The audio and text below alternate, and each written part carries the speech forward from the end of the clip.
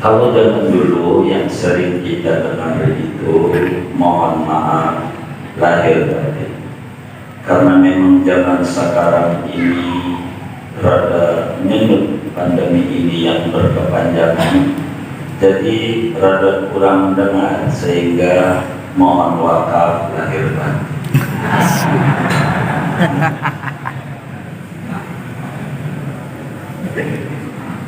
Kenapa itu macam-macam?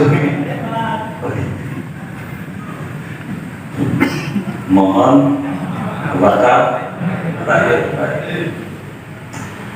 Bagaimana wakaf uang ini?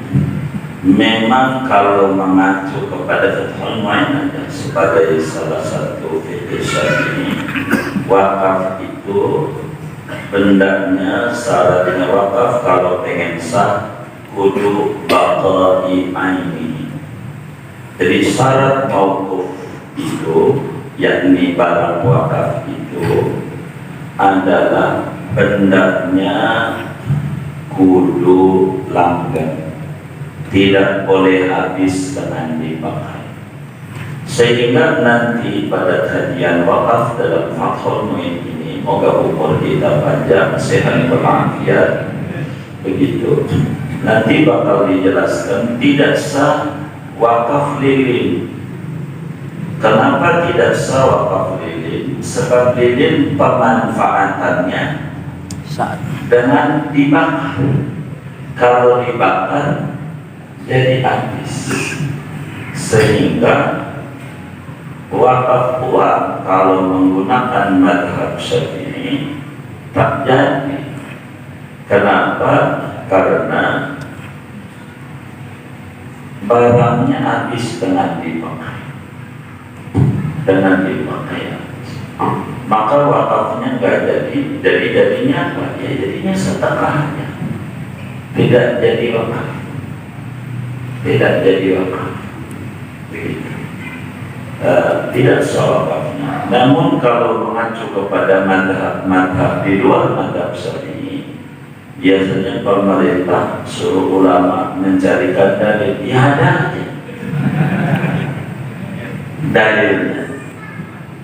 Di luar madhab Syafi'i, semacam kalau tidak khilaf madhab Malik, di dalam kitab Al-Mudawwanah dan Hasyiah Al-Kubra Ad-Dusuqi adalah Adawi, kalau tidak salah saya muadirnya Al-Malik, itu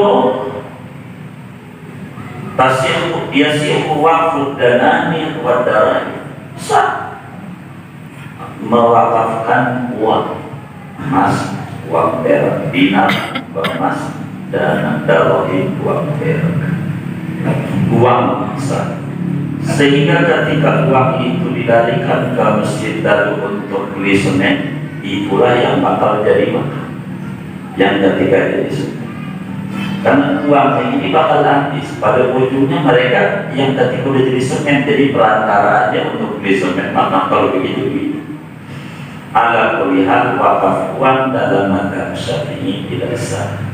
Maka pemerintah ada yang mendorong mohon wakaf lahir batin itu tentu menggunakan madhab lain yang membolehkan, begitu, membolehkan. Jadi hukum wakaf uang dalam madhab Imam Syafi'i sebagaimana dalam kitab yang kita bedah ini Fathul Mu'in, nanti ke depan pada bab kita pada babul waqfi nanti kita bedah, maka tidak sah wakaf uang itu.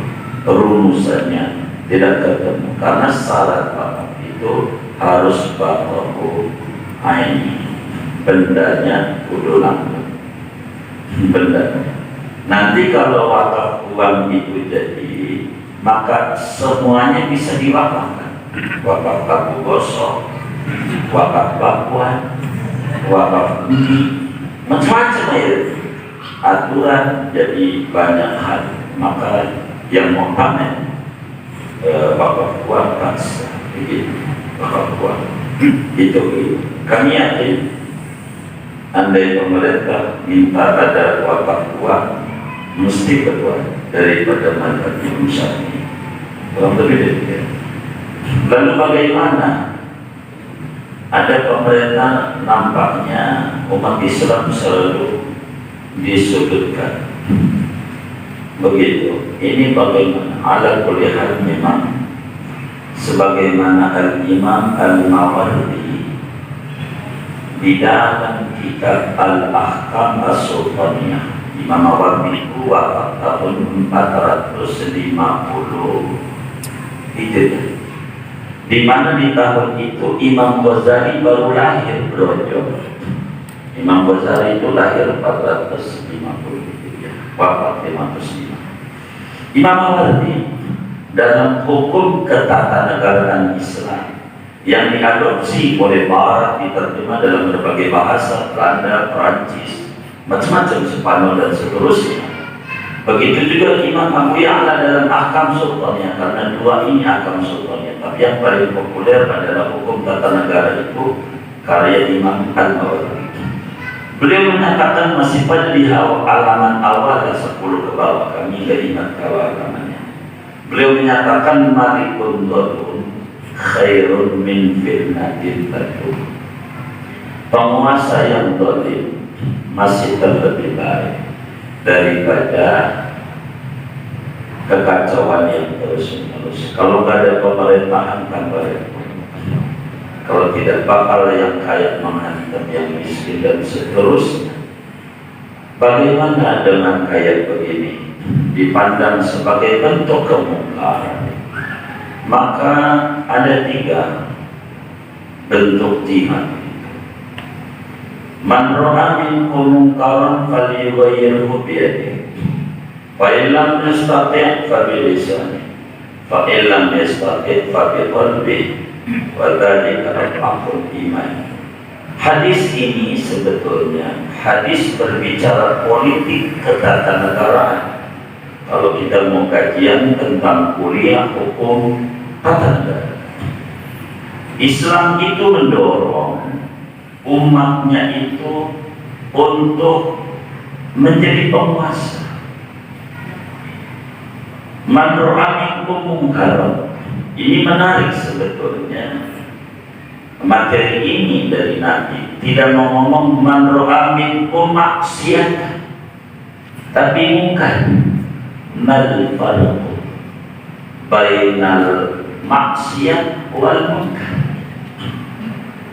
Apa perbedaan antara maksiat dan mungkar? Kalau mungkar itu belum tentu maksiat. Seperti bocah seumur segini ini umur 5 tahun, umur berapa tahun? Hah? Itu 13, oh udah 13, udah memungkinkan balik 13. Kalau umur 7-8 tahun, 7-8 tahun, itu bocah mabuk-mabukan, minum topi teh botol cap topi miring gitu ya. Mabuk-mabukan haram, enggak bocah karena buku, tapi namanya mungkar. Namanya mungkar itu menjurus dosa, tapi bukan dosa. Apalagi kalau dosa gitu. Bagaimana caranya supaya tegak prinsip keadilan yang disebut kemanusiaan yang adil dan beragam? Maka falyughayyirhu biyadihi, harus dengan tangan tuh dengan tekanan dan arahannya. Itu maknanya muslim harus berupaya untuk menjadi eksekutif, harus menjadi penguasa. Muslim harus aku, jangan satu sama lain berikut. Yang mau aja udah aku, jangan tuh jadi menteri, jangan tuh jadi presiden. Kita masih ribut aja. Ngaji aja ada 01, 02, udah gak ada. Maka muslim kudu berupaya 80% itu berupaya saja. Itu saja. Kalau tidak memungkinkan untuk menjadi penguasa, kata Nabi, fa'ilam yastati fa'ilisa. Kalau nggak bisa dengan lidah itu bukan jadi kiai, bukan. Karena kiai mau ngomong apa aja bisa dikriminalisasi. Bukan itu maknanya. Dalam penafsiran ini, dalam bagian dakwah, bukan begitu tafsir hadisnya. Apa itu dengan lidah itu? Orang yang bisa manggil penguasa. Kalau dia ngomong bisa, menteri datang, namanya legislator. Kalau nggak bisa jadi eksekutif, jadi legislator. Itu muslim duduk begitu. Kalau tidak bisa, fabiqalbi, dia nunggu yang datang, namanya jadi yudikati. Polisi itu nggak bisa berbuat apa-apa kalau nggak ada yang lapor. Ini harus dikuasai oleh muslim. Kalau enggak, kita nggak bersatu, susah. Maka jangan sampai kita ini kagak kompak. Kita orang bodoh kompak. Kapan? Saat pemilu. Jangan berikut satu sama lain. Kalau kita bisa duduk yang benar-benar di DPR mengatur undang-undang begitu, tidak menjerat. Bagaimana kalau sampai bertanya itu di mana? Ada penguasa, uangnya mau, tapi tokoh-tokohnya dikriminalisasi. Ini harus nanya sama pemerintahnya, begitu. Nanya. Jadi anak kuliah kita berdoa, moga-moga penguasa kita memiliki rasa takut kepada Allah dan sayang kepada masyarakat. Sebab apa? Imam Ali bin Abi Thalib karramallahu wajhah, sebagaimana dijelaskan oleh Imam Ibnul Qayyim Al-Jauziyah di dalam kitab Ad-Da' wa Dawa, ma rafa'al bala ma nazalal bala'u illa bidambi wa ma rufi'a illa bidawah. Tidak ada musibah bagi umat itu menimpa dengan penguasa yang kurang sayang sama kita, yang zalim. Itu illa bidambi, karena ada kesalahan yang kita lakukan. Pada waktu ada intikhab al-am, pemilu, ada yang salah. Bukan salah mereka, mereka nggak ada yang salah. Kan yang naikin yang salah. Kan begitu. Mereka kan nggak bisa naik kalau nggak ada yang naikin. Maka yang naikin ini yang salah. Begitu.